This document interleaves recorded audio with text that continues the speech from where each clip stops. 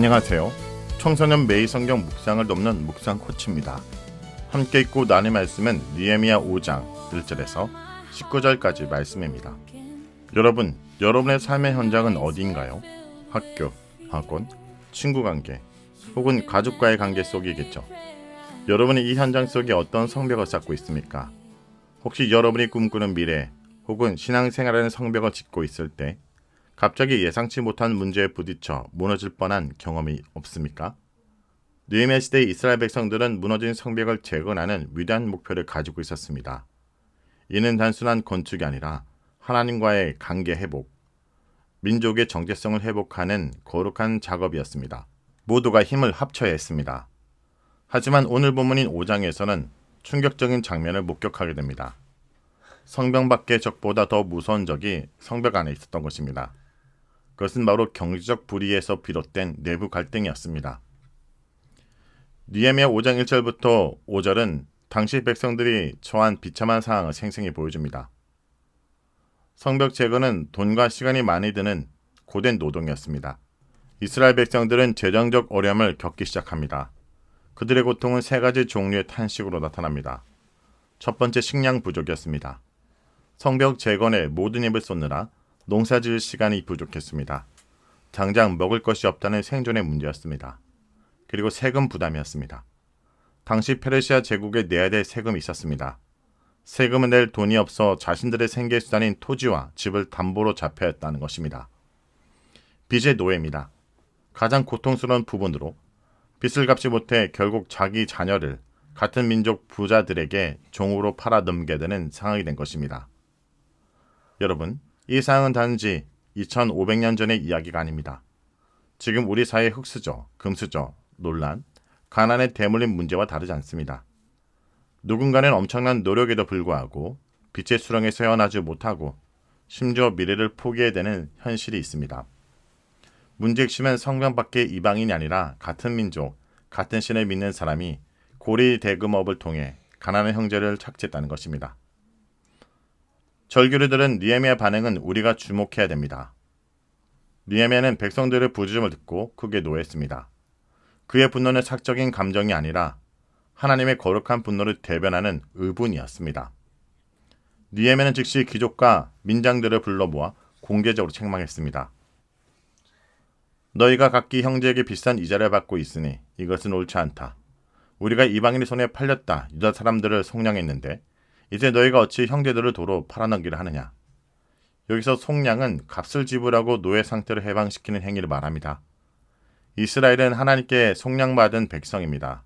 그런데 같은 속량받은 백성끼리 돈놀이로 서로를 다시 노예로 만들었다는 것입니다. 하나님의 구속 은혜를 정면으로 거부하는 행위였습니다. 느헤미야는 강력하게 요구합니다. 이제 그들에게 이자와 담보를 돌려주고 그들의 밭과 포도원과 집을 오늘 당장 돌려주라. 귀족들은 느헤미야의 말에 설득되어 약속합니다. 우리가 당신의 말대로 행하고 아무것도 요구하지 않고 돌려보내겠습니다.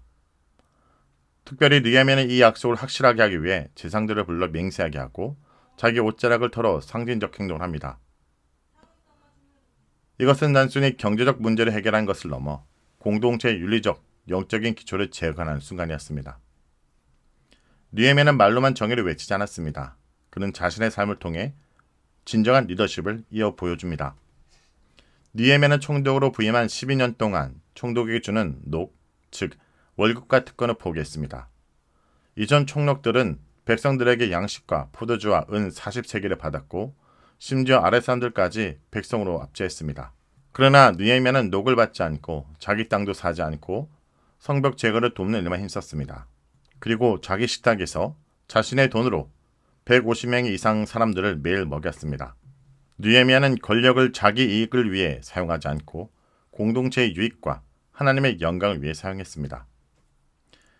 이제 느헤미야는 이 모든 희생적 성ገብ을 마친 후에 이렇게 기도합니다. 내 하나님이여, 내가 이 백성을 위하여 행한 모든 일을 기억하시고 내게 은혜를 베푸시옵소서. 이 기도는 자기 일을 드러내는 교만의 기도가 아닙니다. 느헤미야는 사람의 인정이 아니라 하나님의 기억을 구합니다. 여러분, 성전 재건과 이자놀이 이야기가 우리의 삶과 어떤 관계가 있을까요? 여러분 삶 속에 수많은 성벽이 있습니다. 입시의 성공, 인기 있는 친구, 멋진 외모, 높은 성적 같은 것들입니다.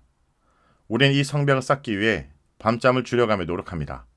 하지만 느헤미야가 우리에게 묻습니다. 너희가 쌓고 있는 그 성벽 안에 정의와 사랑이 있느냐? 내가 성공이라는 성벽을 쌓는 과정에서 혹시 주변의 연약한 친구들을 무시하거나 짓밟거나 경쟁이나 이름으로 착지하고 있진 않는가? 진정한 그리스도인의 삶은 높은 성적이라는 성벽을 쌓는 것뿐 아니라 내 옆의 친구에게 이자를 받지 않고 오히려 내 것을 내어주며 돕는 정의로운 마음을 갖는 데 있습니다. 하나님은 여러분이 정의로운 마음을 가진 리더로 성장하기 원하십니다. 여러분의 교실, 반, 동아리라는 작은 공동체에서 느헤미야처럼 행동하는 사람이 되기 원합니다. 자기 이익을 잠시 내려놓고 어려운 친구들의 손을 잡아주는 희생적인 리더가 되어야 합니다. 그것이 바로 하나님께 영광을 누리는 가장 아름다운 성벽입니다. 말씀을 놓고 기도하겠습니다. 주님, 느헤미야의 말씀처럼 저희 안에 숨겨진 이기심과 불의한 마음을 보게 하심을 감사드립니다.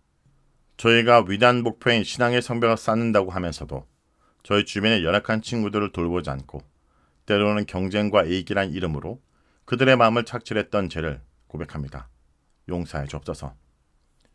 느헤미야가 총독의 특권을 내려놓고 자기 희생적인 리더십을 보여주었듯이 저희도 저희 시간과 재능과 저희가 가진 작은 특권을 하나님의 영광과 이웃을 유익을 위해 사용할 수 있는 용기로 허락하여 주옵소서.